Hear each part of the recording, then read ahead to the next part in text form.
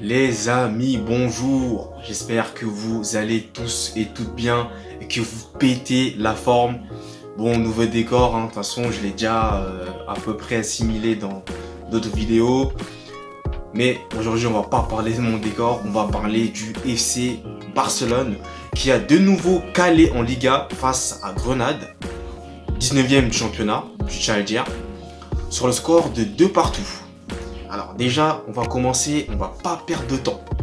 Grenade va dès la première minute, grâce à Brian, alors désolé si j'écorche son nom, Zoragola si je ne me trompe pas, Martinez, marquer le premier but du match et déjà mettre dos au mur les hommes de Xavi qui vont devoir réagir et surtout ne pas se faire prendre un second but. Il y aura davantage d'opportunités du côté barcelonais, comme vous pouvez vous en douter, notamment par le biais de João Félix, notamment qui était très dangereux dans la surface de réparation adverse, mais aussi d'autres joueurs qui ont été dangereux, notamment à Gabi. Je pense aussi également à Lamine Yamal. Alors, Lamine Yamal, je ne sais pas s'il était là en première mi-temps, par contre, s'il était en première mi-temps, je dis des bêtises. Il a été aussi très dangereux sur son côté, comme d'habitude, il apporte toujours cette vitesse, cette percussion qui fait mal à l'adversaire. Mais malheureusement pour le FC Barcelone, les hommes de Xavi vont se faire prendre un second but, cette fois-ci, grâce de nouveau à Brian, qui va nous délivrer une action de folie.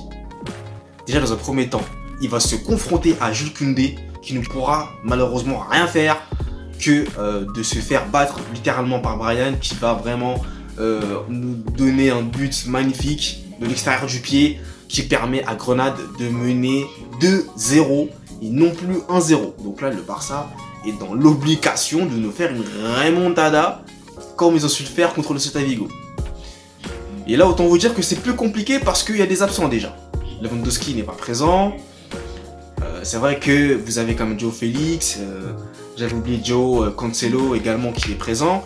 Mais il y a pas mal d'absents majeurs et c'est vrai que ça s'est ressenti là tout d'un coup pour le Barça.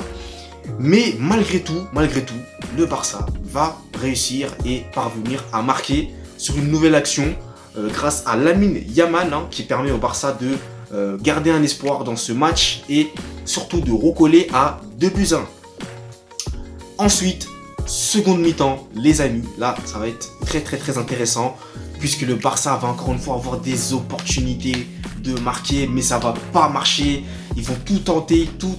João Félix encore lui, toujours là, ça va pas marcher. D'autres joueurs vont tenter également, ça marchera pas. Et il faudra attendre que Sergi Roberto entre en jeu, et notamment à la 85e minute, pour voir le Barça revenir au score grâce à Sergi Roberto et sur un centre surtout.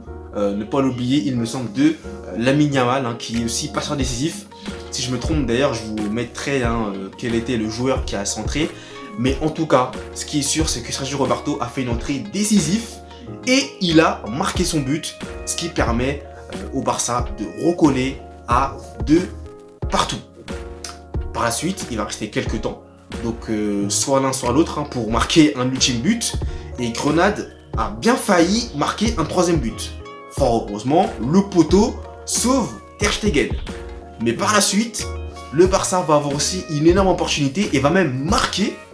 Figurez-vous que João Félix va délivrer le Barça sur une action encore une fois. Et là, on se dit encore une fois, ils l'ont encore fait. Le Barça est revenu et a remporté ce match 3-2. J'ai remporté parce que le match il était quasiment fini. Mais figurez-vous que le but sera finalement refusé pour une soi-disant action de jeu qui empêche le but de la part de Ferran Torres. Bon, je ne veux pas trop m'éterniser là-dessus. Pour ma part, à titre personnel, petit aparté, le Real Madrid a aussi eu la même chose contre l'Atlético de Madrid. Donc je peux comprendre la frustration des supporters barcelonais à ce moment-là. Et ça peut se comprendre, clairement.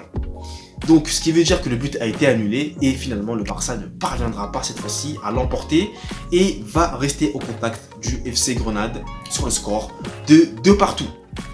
Donc là, ce qu'on peut en tirer, c'est que le Barça perd des points déjà dans un premier temps et laisse la place de leader au Real Madrid.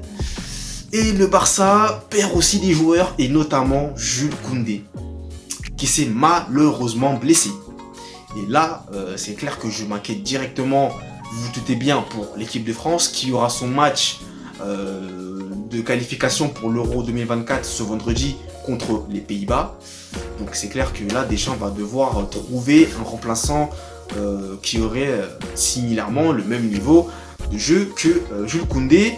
Et donc, ça fait un énième joueur qui va à l'infirmerie pour le Barça.